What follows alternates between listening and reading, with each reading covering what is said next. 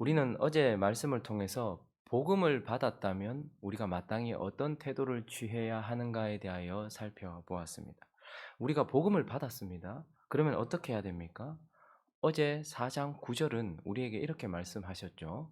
그런즉 우리가 복음을 받았지만 그런즉 안식할 때가 하나님의 백성에게 남아 있다. 그 복음이 최종적으로 우리에게 가지고 오려고 하는, 가져다 주려고 하는 하나님이 말씀하시는 그 안식까지 바라보아야 된다라고 말씀하였고, 4장 11절에는 그러므로 우리가 저 안식에 들어가기를 어떻게 해요? 힘쓸지니. 복음을 받고 죄 사함 받고 이집트에서 나왔다고 멈추지 말고 그 하나님께서 말씀하시는 그의 안식, 하나님의 안식을 바라보면서 그 안식까지 가기를 계속 힘쓰라라고 말했습니다. 어린 양의 피로 인하여서, 유월절 어린 양의 피로 인하여서 죄 사함을 받았느냐? 그리고 거기서 나와서 자유함을 얻었느냐? 너의 삶의 고통이 그쳤고 죄와 사망 권세로부터 벗어났느냐? 그러나 멈추지 말고 가나안 땅, 하나님이 약속하신 땅까지 들어가야 한다. 그리고 그 땅에 들어왔느냐?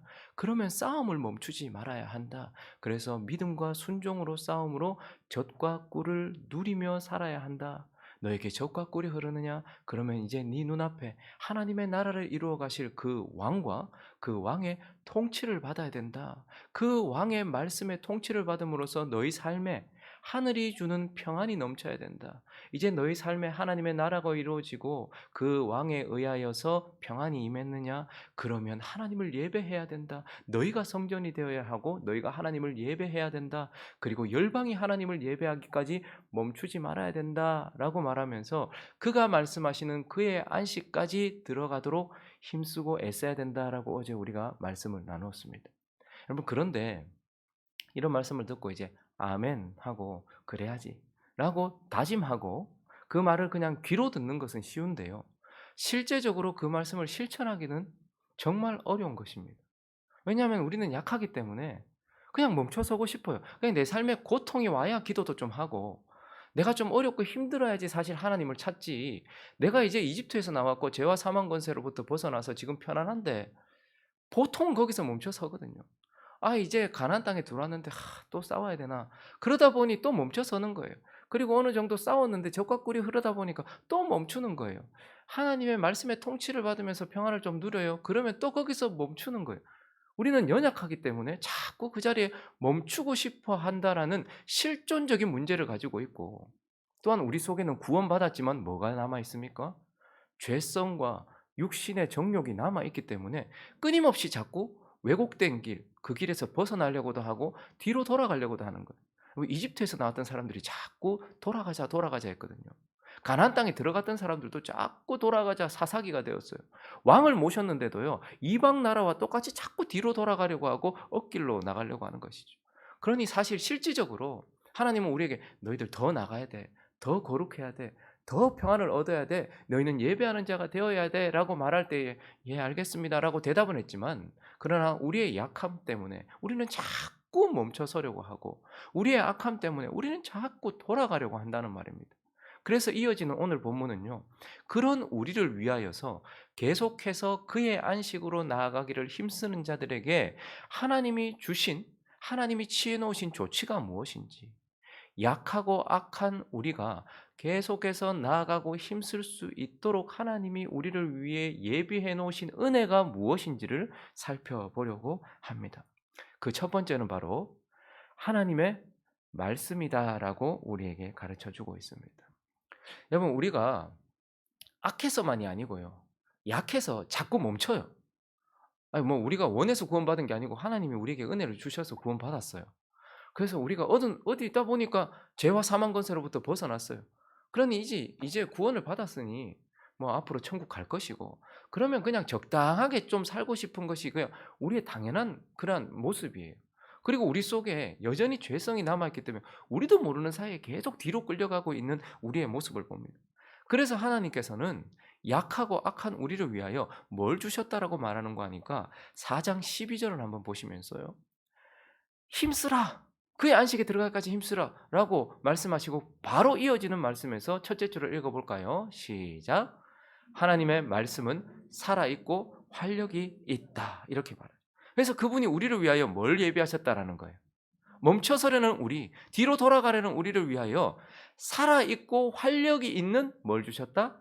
하나님의 말씀을 주셨다. 그래서 그 말씀을 통하여서 우리는 또다시 힘을 얻고 또다시 능력을 얻고 생명을 얻어서 계속해서 나아갈 수 있도록 하셨다라는 거예요. 자, 그런데 오늘 이 4장 12절과 13절을 다시 한번 읽어보도록 하겠습니다.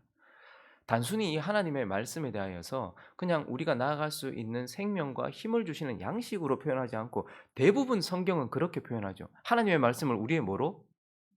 영의 양식으로 표현을 합니다. 그런데 오늘 이 본문은요, 하나님의 말씀을 조금 다르게 표현하고 있어요. 읽어볼까요? 처음부터 다시 시작.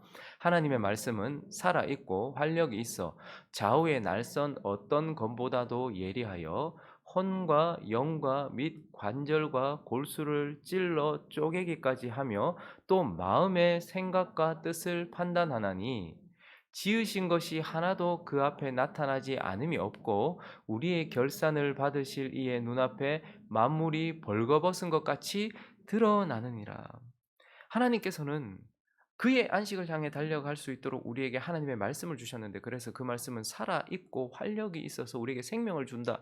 그런데 오늘 본문은요, 그 말씀을 예리한 말씀, 드러내는 말씀, 찔러 쪼개는 말씀으로 우리에게 하나님의 영의 양식이라기보다는 칼로 표현하고 있습니다.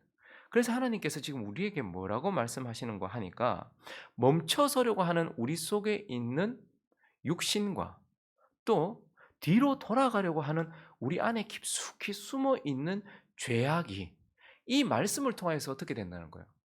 확연하게 드러나게 된다는 거예요. 모든 것 어디에 숨어 있다. 죄가 무서운 이유는 깊이 숨어 있기 때문이에요. 병에 걸렸는데 그 병의 원인을 찾지 못하면, 그래서 그것을 도려내지 못하면 그 사람은 평생 그 병에서 벗어나지 못해요.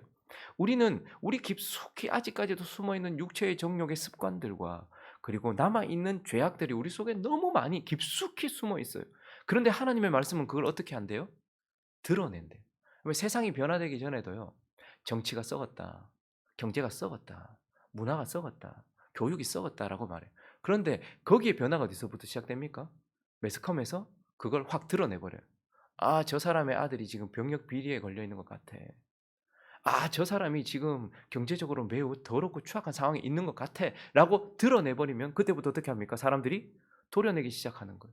우리도 마찬가지입니다. 그냥 있으면 괜찮은 것 같아요. 근데 하나님의 말씀이 검이 되어서 어떻게 합니까? 우리의 더럽고 추악하고 게으르고 나태한 부분들을 확 드러내버려요.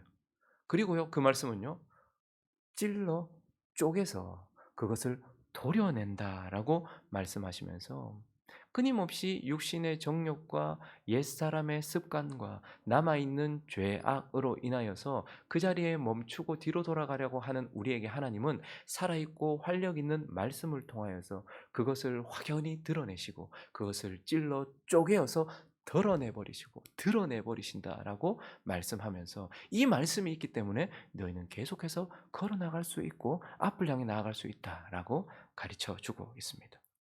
그리고 이제 오늘 본문 말씀 히브리서 말씀은 우리에게 또 너희가 나갈 수 있는 근본적인 이유가 있다. 그것은 무엇이냐면 바로 하나님이 주신 큰 대제사장이 있기 때문이다. 너희에게는 큰 대제사장이 있다라고 말합니다. 히브리서 기자는 무엇보다도 우리에게 큰 대제사장이 있다라고 4장 14절을 통해서 말씀하고 있는데요. 14절 읽습니다. 시작.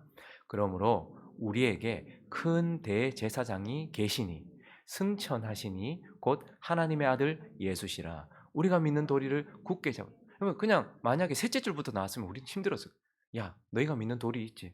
그 믿음, 그 복음, 그리고 안식을 향해 나가야 되는 그 도리를 굳게 잡아라. 이렇게 말했으면 우리에겐 또 다른 명령일 뿐이에요.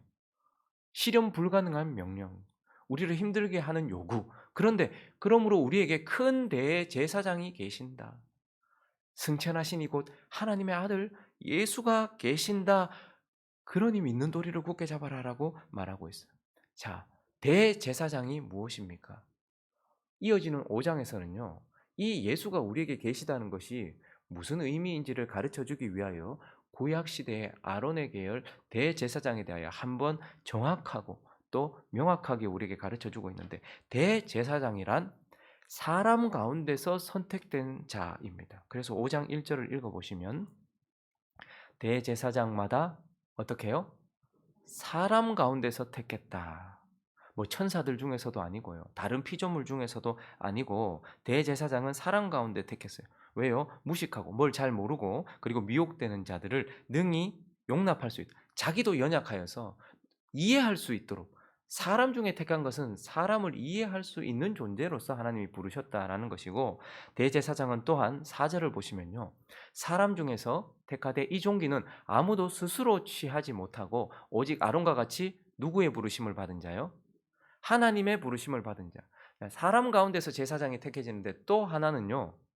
하나님이 선택하시는 거예요. 지금 우리나라처럼 민주주의가 아닙니다. 여러 다수의 사람들이 좋은 사람을 선택하거나 스스로 능력 있는 사람이 나서는 것이 아니고 하나님이 이 사람이라고 하나님이 선택하신 사람.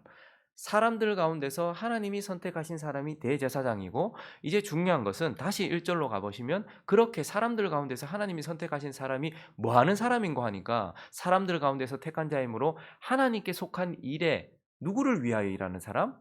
사람을 위하여서. 특히 여기서 말하는 사람은 단순한 사람이 아니라 구원받았지만 여전히 죄악이 남아있고 여전히 뒤로 물러나려고 하고 그리고 여전히 멈춰서려고 하는, 여전히 죄 가운데 있는 구원받은 죄인들, 그런 사람을 위하여 뭐 하는 거예요? 예물과 속지 않은 제사를 드리게 하는 자. 그 사람이 죄가 없는 게 아니에요. 구원받은 자가 죄가 없거나 연약함이 없는 게 아니에요. 그런데 그들의 죄와 연약함을 위하여 오늘도 뭐 하는 사람인 거예요? 제사를 지냄으로써 이들의 죄를 상쇄시켜주고 이들의 연약함을 상쇄시켜주는 그러한 사람이 대제사장이고, 그래서 대제사장은 긍휼을 베푸는 자예요. 우리가 잘해서 지금 여기에 있거나 앞으로 나가는 것이 아니고 여전히 죄악되었는데 저기 성전에서요. 대제사장이 계속해서 우리가 멈춰서지 않고 나아갈 수 있도록 하나님 앞에 거기 서 있을 수 있도록 계속해서 대속 제물을 통하여서 우리의 죄를 사해 주고 있는 그러한 자라는 거예요. 그래서 긍휼을 베푸는 자이고, 또 하나 대제사장의 가장 중요한 것 중에 하나는요. 민수기 6장을 가보시면 22절부터 27절까지 한번 읽어보겠습니다. 민수기 6장 22절부터 27절 시작.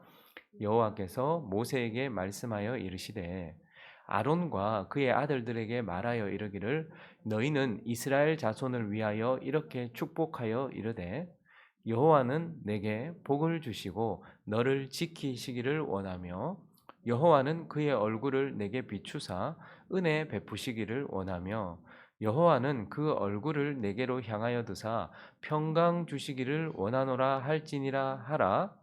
그들이 이같이 내 이름으로 이스라엘 자손에게 축복할지니 내가 그들에게 복을 주리라.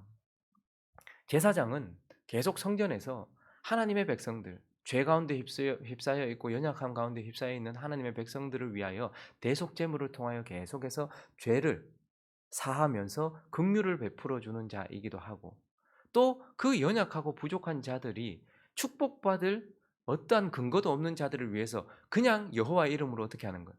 축복하는 거예요. 여러분, 우리가 예배를 마치고 방금 그 구절을 가지고서 축도하잖아요, 목회자가. 그럼 목회자의 근원에 있는 것이 아니고 하나님이 축복하는데, 우리가 예배드리고 이제 세상으로 나아갈 우리를 왜 축복합니까? 우리에게 축복받을 근거가 있기 때문입니까? 우리에게는 아무것도 없어요. 그러나 하나님이 어떻게 해요? 그냥 은혜로 주시는 것입니다. 그래서 대제사장은 사람들 가운데서 하나님께 선택을 받아서 사람들을 위하여서 그들의 죄를 제거하고 계속해서 용서해주고, 그리고 아무런 근거도 없는 그들을 계속해서 축복해주기 위하여 하나님께서 세우신 자이고, 그래서 한마디로 말하면 지금 구원받은 자들이 유지될 수 있도록 해주는 자가 대제사장입니다. 선지자는요, 말씀을 통하여 그들이 구원받게 해줬어요. 모세라는 선지자가 일어나서 그에게 유월절 어린 양 피 안에 있으라라는 말씀을 했고, 말씀 안에 있었을 때 구원을 받았어요. 그런데 유월절 어린 양의 피로 구원받은 그들에게 무엇을 주십니까? 대제사장을 주시는 거예요. 그래서 대제사장이 매일 제사를 드리고 절기 때마다 제사를 드리고 이벤트가 일어날 때마다 제사를 드림으로써 그들에게 긍휼을 베풀고 또 그들에게 은혜를 베풀어서 그들이 지금도 우리가 지금도 여기 있을 수 있도록. 그런데 지금 히브리서 기자는 저 안식을 향해 그의 안식을 향해 달려갈 수 있는 근거가 무엇이냐면 너희에게는 아론과는 비교가 되지 않는 여러분 제사장이라는 앞에 대제사장이 붙었잖아요. 이것도 큰 제사장이고 유일한 제사장의 뜻인데 그런데 예수를 향해서는 또 뭐라고 말합니까? 큰 대제사장 이렇게 말해요. 너희는 승천하셔서 하늘 지성소에 올라가셔서 지금도 너희 죄를 사하기 위하여 긍휼을 베풀고 계시며 지금도 아무런 은혜 받을 만한 근거가 없는 너희를 위하여 축복하고 은혜를 베풀고 있는 대제사장이 계시니 그러니 너희는 계속해서 앞으로 나아갈 수 있고 그의 안식을 향해서 나아갈 수 있다라고 말하고 계시는 것입니다. 말씀을 정리하겠습니다. 여러분 하나님은 선하신 분이십니다. 믿으십니까? 선하시다라는 것은 우리에게 선한 명령을 하신다는 분이시고 그런 뜻이죠. 악한 명령을 하거나 자기를 위한 명령을 하면 선한 게 아니에요. 근데 선하시다는 것은 우리를 위하여서 선한 명령을 하신다는 분이에요. 그런데 또 그분이 선하시다는 것은 명령만 하고 요구만 하시는 것이 아니라 그것을 할 수 있는 근거를 다 주신다라는 거예요. 그래서 그분은 우리에게 그의 안식에 나가기까지 힘쓰라라고 선한 명령을 주신 선하신 분이지만 그렇게 나아갈 수 있도록 어떻게 하셨다는 거예요? 조치를 취해 놓으셨다라는 것이고 우리에게 하나님의 말씀을 주셨고 하나님의 큰 대제사장을 주셨다라고 말씀합니다. 그래서 결론적으로 우리가 받아야 될 말씀은 무엇입니까? 그러므로 저와 여러분이 어디 앞으로 나가야 된다는 거예요? 오늘도 하나님의 말씀 앞으로 나아가야 된다라는 거. 그래서 그 말씀을 살아있고 활력이 있어서 우리에게 생명을 주는 양식으로도 받아야 되지만 그러나 이 말씀은 또 우리를 향한 칼, 우리를 살리는 칼로서 받아야 된다라는 거. 여러분 구약 시대에 이스라엘 백성들은요. 자기의 죄로 인하여서 자기의 근거가 멈춰서려고 하는 순간에 대제사장 앞으로 가요.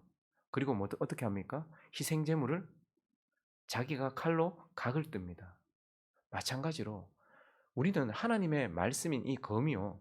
늘 사단을 향해서만 휘두르는 것인 줄 알아요.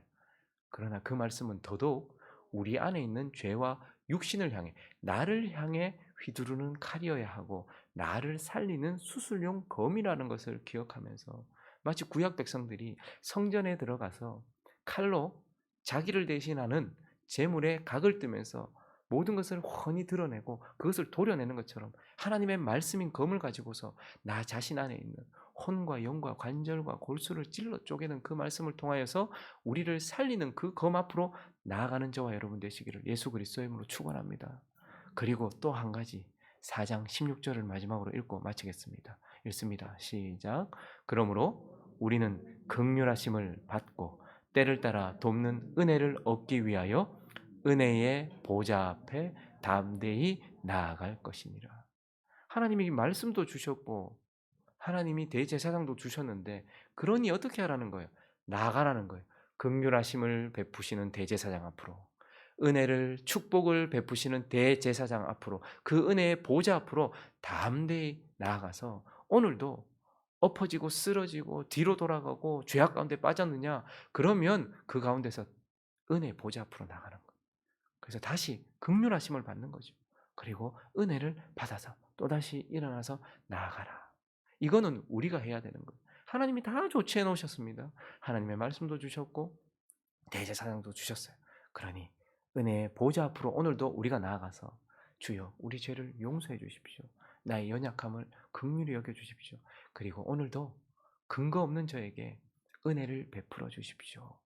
나를 그분의 말씀으로 수술해 주시고 여기 수술을 받아야 살잖아요. 위급한 상황 가운데. 그래서 나를 살려주시고 하나님 계속 걸어갈 수 있도록 해주십시오 라고 기도하고 그 은혜의 보좌를 누리는 저와 여러분 되시기를 예수 그리스도 이름으로 축원합니다.